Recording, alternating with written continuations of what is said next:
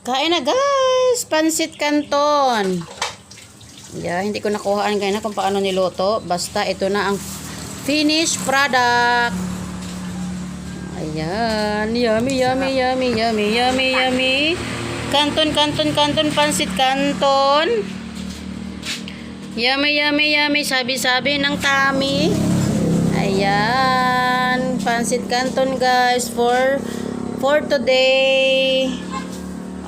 Breakfast for Pansit Canton guys. Pwede nyo rin lagyan ng pandesal, sliced bread, pang-ulam, lahat-lahat na. Ayan, pwede nyo na siyang iulam. Merienda time. Ay, pansit kalami kayo.